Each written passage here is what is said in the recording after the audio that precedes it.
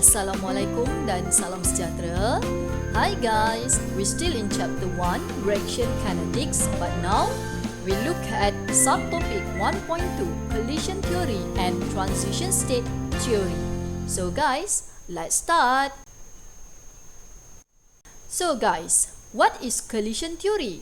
Collision theory is molecule of reactant must collide in order to form a product.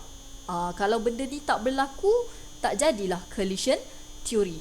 So antara reaktan mesti berlanggar antara satu sama lain untuk membentuk produk. Okay, second one, product are formed only when effective collision occur between molecule. So, pelanggaran berkesan saja yang boleh menyebabkan penghasilan produk yang tepat. Kalau tak, you tak boleh hasilkan produk yang tepat. So, what is effective collision? So, this is the answer. Effective collision has two criteria. Okay, dia ada dua kriteria. Yang pertama, the colliding molecule must have a kinetic energy equal to or greater than the activation energy. Later, I will explain to you about this activation energy. Okay, number 2, effective collision occur at the correct orientation. Dia mesti berlaku pada susunan yang tepat. Contohnya kalau A react dengan B nak hasilkan C dengan D. So pembentukan dia mesti berlaku dalam susunan atau arrangement yang betul. Kalau tak, dia tak dapat hasilkan produk yang tepat. Okay, so this is the definition of activation energy that you need to remember.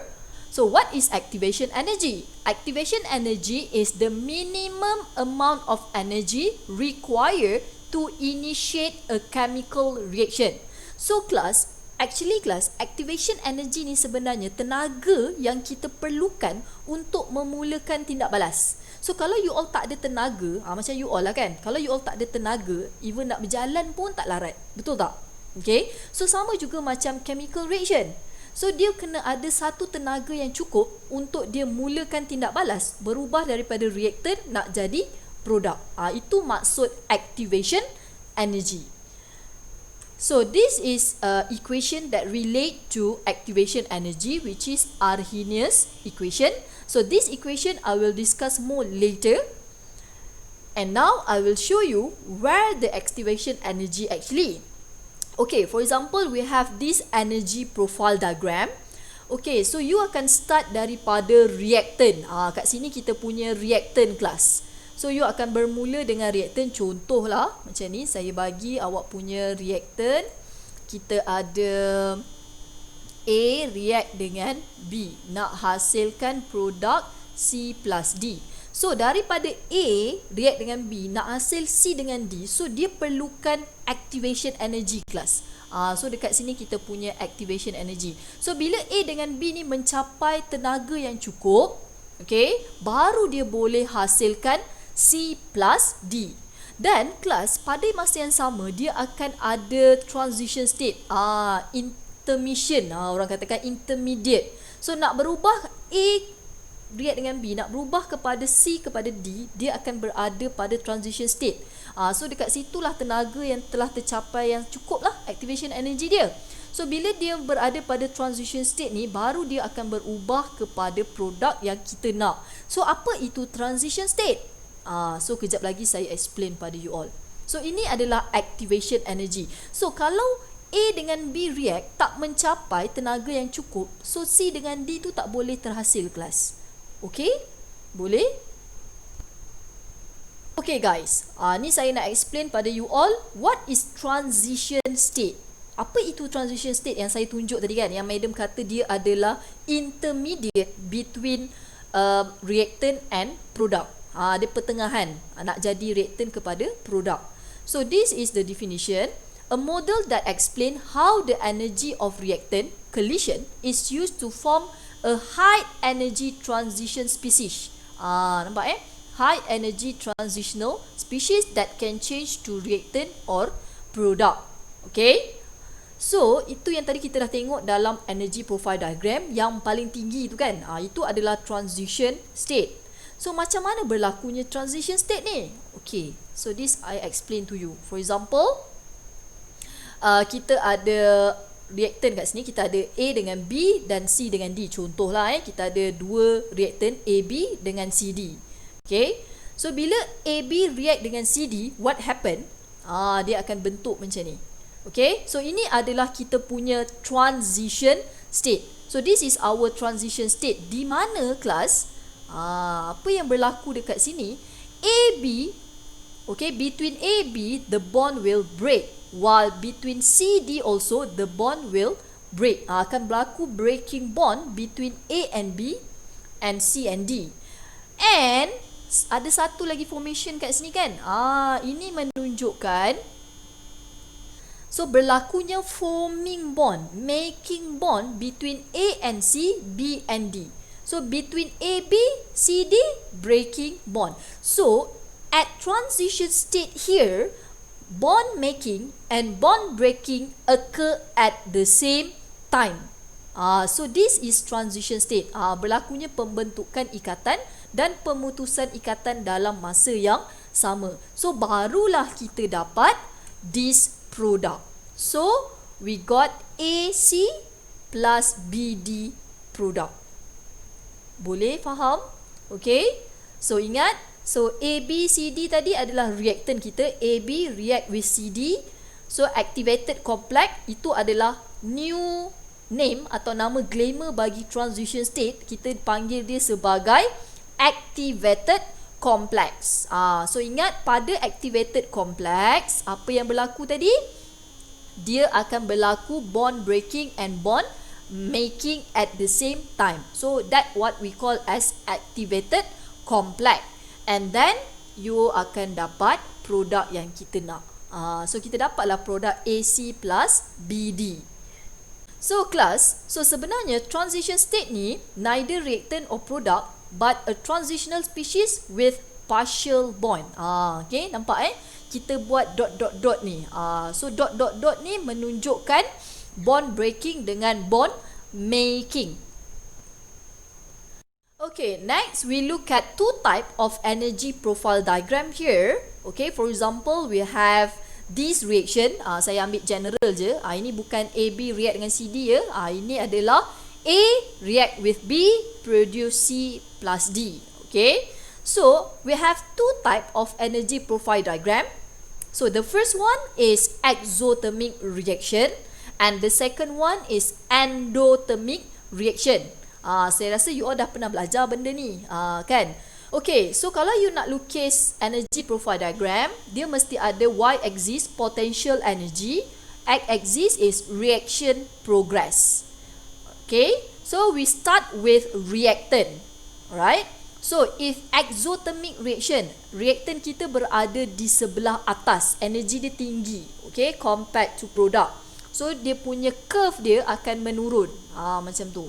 Okay, reactant dekat atas, produk dekat bawah. So here is our activation energy. So kalau you perasan, activation energy dia agak kecil. Okay, so untuk capai activated complex. So we know that class, untuk exothermic reaction, okay, biasanya kalau you masih ingat, kita akan release heat. Betul tak?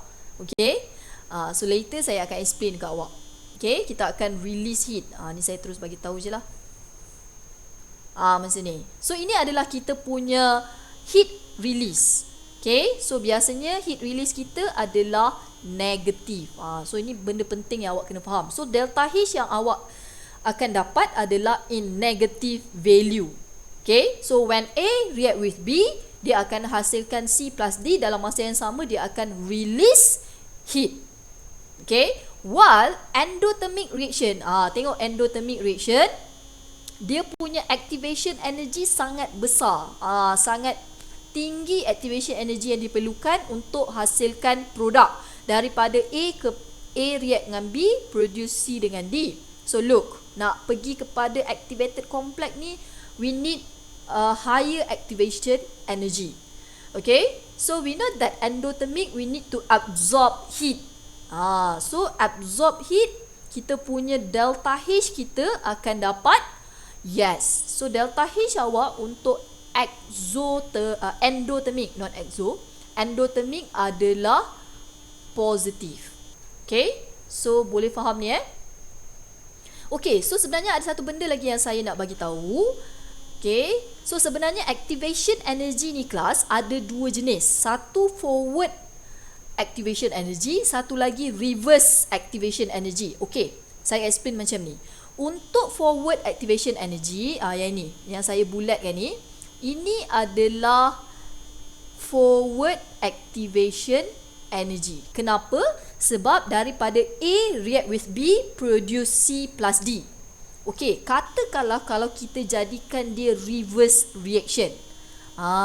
So kalau reverse reaction kelas, activation energy dia yang ni. Ni yang saya buat color purple ni. Daripada C plus react dengan D kepada activated complex. So ini adalah activation energy bagi reverse reaction.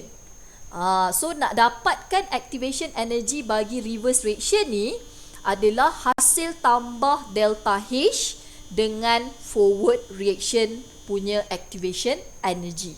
Nampak So sebenarnya activation energy ni boleh jadi dua.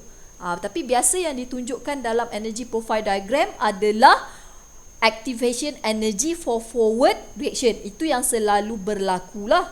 Okay, so kalau awak lihat untuk exothermic, activation energy for reverse reaction lebih besar daripada forward reaction. But untuk endothermic reaction, kalau awak lihat dekat sini, EA dekat sini diberi adalah EA forward. So dia punya activation energy untuk reverse antara produk produk dan activated complex. Ni So ini sebenarnya adalah activation energy untuk reverse for endothermic. So untuk forward reaction for endo dia lebih besar daripada reverse reaction punya activation energy. So you kena tahu juga ni. Okay, sebab kadang-kadang dia ada suruh awak kira macam mana nak kira activation energy reverse ataupun activation energy forward. So awak kena relatekan dengan delta H. You boleh refer dalam you punya lecture note the example of calculation to calculate activation energy forward or reverse reaction. Okay guys, that's all for subtopic 1.2. Later, we are going to look at the last subtopic, which is 1.3. Thank you guys. Bye.